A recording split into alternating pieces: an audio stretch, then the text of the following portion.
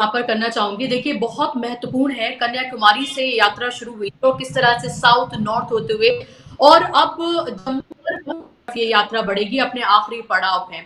ये देखना बेहद दिलचस्प होगा कि कश्मीर के लोग धारा 370 और 35 से हटने के बाद जो एक तरह से अपने आप को सियासी तौर पर अनाथ समझ रहे हैं कि उनकी बात कहने वाला, उनके हक में बोलने वाला कोई नहीं है।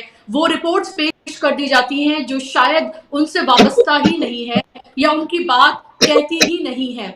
और आप ये देखें कि अब जब राहुल गांधी उस सूखी हुई सियासी जमीन पर, जिस पर सियासी जो पानी है उसकी बूंद भी नहीं पड़ी है, तब के बाद आप ये देखिए कि कैसे वहां के लोग उनका वेलकम करते हैं, कैसे उनका इस्तकबाल करते हैं। अगर पैदल होती है यात्रा, जो कि बहुत चैलेंजिंग होने जा रही है, अगर वो टी शर्ट में ही करते हैं तो जाहिर सी बात है सर्दी के लिहाज से और ज्यादा चैलेंजिंग होने जा रही है, सिक्योरिटी के लिहाज से भी चैलेंजिंग है। तो क्या वाकई में राहुल गांधी वो कर पाते हैं? और अगर कर पाते हैं तो जाहिर सी बात है ये बहुत बड़ी बात होगी, क्योंकि तब से अब तक आप ये देखें कि कोई बड़ी सियासी रैली भी वहां पर नहीं हुई है। अगर डेलीगेट्स वहां पर गए हैं या सियासी नुमाइंदे वहां पर गए तो उन्हें एयरपोर्ट से ही वापस लौटा दिया गया है, यानी कि उनकी नुमाइंदगी भी नहीं करने दी गई है।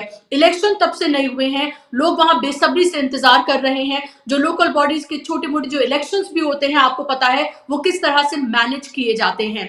और अब राहुल गांधी जो कि बहुत ज्यादा आप ये देखें कि लगातार मोहब्बत की बात कर रहे हैं, ये पूरा इनकी पूरी यात्रा ही मोहब्बत की बात करती है, भारत को जोड़ने की बात करती है। ऐसे में राहुल गांधी एक ऐसी जगह पर अब अपनी यात्रा को इख्तिताम करेंगे, खत्म करेंगे, जहां पर आपने देखा कि किस तरह से सियासी तौर पर एक पूरे खित्ते को एक तरह से खामोश कर दिया गया है। उनकी आवाज लोगों तक पहुंचती ही नहीं है, सही आवाज लोगों तक पहुंचती नहीं है। लोग कश्मीर को सिर्फ एक तरीके से ही जानते हैं, लेकिन क्या इस यात्रा, ये यात्रा जो वहां पर खत्म होने जा रही है और उसमें 21 पार्टियों को जो दावत दी गई है, क्या वाकई में इससे वहां पर कोई बदलाव आता है? क्या वाकई में जो कश्मीरी हैं उनको लगता है कि उनकी बात सुनने वाला, उनकी बात कहने वाला कोई है, कोई तो है जो उन तक पहुंचा? और जो लोग उनके साथ अगर पदयात्रा होती है तो किन लोगों से वो मिलते हैं, कौन लोग उसमें शामिल होते हैं? क्या वाकई में जिस तरह से कोई भी आकर राहुल गांधी से मिल रहा है, हालांकि सिक्योरिटी का एक दायरा होता है और वो भी कौन लोग आ सकते हैं ये भी देखा जाता है, किसी के थ्रू ही आया जाता है, लेकिन फिर भी कौन लोग वहां तक पहुंचेंगे ये देखना बेहद दिलचस्प होगा। और जब यात्रा खत्म होगी, कौन सी पार्टीज उसमें शामिल होंगी? 21 पार्टियों को दावत दी गई है, 5 से ज्यादा पार्टियों को अलग रखा गया है।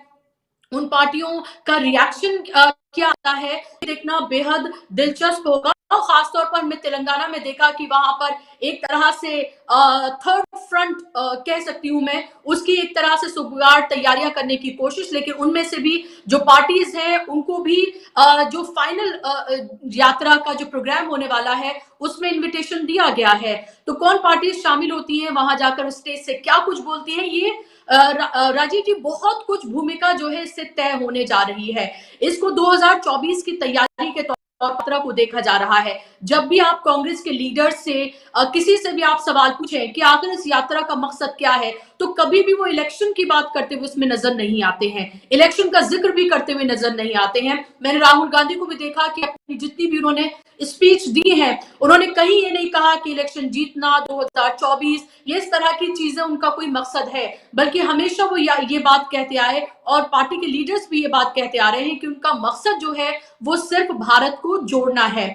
और एक तरह से जो कैडर जो कांग्रेस का था, जो खामोश हो चुका था, जिसमें बिल्कुल जान नहीं थी, जो अपनी बातों को उस तरह से उस कॉन्फिडेंस से नहीं कह पाता था, आज आप उसमें देखें जब कार्यकर्ताओं से मीडिया का एक धड़ा बात करने के लिए जाता है तो वो बहुत कॉन्फिडेंस से बात करते हैं और उन्हें लगता है कि अब वो पार्टी नहीं रही, बल्कि एक ऐसा नेता उनके पास मौजूद है जिसके बारे में अब उनके दुश्मन भी बात करते हैं। पार्टी में बैठे लोग, बीजेपी के लोग भी उनके बारे में बात कर रहे हैं। वो गोदी मीडिया जो उन्हें कवर नहीं करता, हालांकि अभी बहुत छोटा करता है, लेकिन उनको भी बात करनी पड़ रही है। तो आप ये देखें कि शायद ही मेरी उम्र के लोग या मुझसे ज्यादा उम्र के लोगों को तो याद नहीं होगा कि ऐसे किसी एक यंग लीडर ने इतनी बड़ी यात्रा कन्याकुमारी से लेकर पूरे भारत की 3,500 किलोमीटर से ज्यादा की यात्रा की हो और भारत को जोड़ने की बात की हो। और ऐसे वक्त में जब जातों में लोगों को बांटा जा रहा है, धर्मों में लोगों को बांटा जा रहा है, सिर्फ उसके अपीयरेंस की वजह से कि वो दाढ़ी पहने हैं या फिर दाढ़ी है उसकी या फिर उस तरह से कपड़े पहने हुए हैं, किसी को ट्रेन में पीट दिया जाता है और फिर उसे ही अक्यूज बना दिया जाता है। तो आप ये देखिए, इस नफरतों की इस दौर में मोहब्बत की ये जो एक बयार बही है, जाहिर सी बात है कि बदलाव जरूर लेकर आ रही है, युवाओं को जोड़ रही है। आपने बात पराठे की कही, तो देखिए जब मोदी जी कहीं पर भी जाते हैं तो एक रिश्ता जोड़ते हैं वो अपना उस जगह से और बताते हैं कि देखिए मेरा यहाँ से ये रिश्ता था। इतिहास को किस तरह से कोट करते हैं, कितना सही कोट करते हैं, वो भी सबको पता है। और अब राहुल गांधी ने भी मैं आपसे कहूंगी कि एक मेच्योरिटी जो है उनकी पूरी सियासत में वो नजर आती है। वो शायद थी लेकिन लोगों तक नहीं पहुंच रही थी, लेकिन अब वो लोगों तक भी पहुंच रही है। और एक देखिए, जो पूरे सियासत है ये परसेप्शन का खेल है। आप कैसा परसेप्शन बनाते हैं, लोगों के जहन में आपकी तस्वीर कैसी बनती है, ये पूरा खेल ही उसी का है। जैसे मोदी जी को आप देखें कि किस तरह से पूरा पीआर के जरिए या फिर गोदी मीडिया के जरिए, सोशल मीडिया के जरिए एक परसेप्शन क्रिएट कर दिया गया है। आपको एक एग्जाम्पल यहाँ पर देना चाहूंगी राजीव जी। अभी मैं हाल ही में कोलकाता गई थी, मैं प्लेन में बैठी हुई थी, बराबर में 3-4 बुजुर्ग थे हरियाणा से और वो कोलकाता जा रहे थे। उनकी कोई रिलीजियस ट्रिप थी और पहली बार वो जहाज में बैठे थे। तो जैसे ही जहाज जो है वो कोलकाता एयरपोर्ट पर पहुंचा तो बराबर में एक युवा साथी बैठे हुए थे। तो उनसे पूछा, जो कि उनके जानकार नहीं थे, उनसे पूछा कि इस एयरपोर्ट का नाम, तो उन्होंने बताया नेताजी सुभाष चंद्र एयरपोर्ट। तो उन्होंने कहा अच्छा अच्छा अभी हुआ होगा ये। तो उन्होंने कहा नहीं नहीं, ये तो पहले से ही है, जैसे इंदिरा गांधी एयरपोर्ट वैसे ही है। अच्छा मोदी से पहले भी था ये नाम।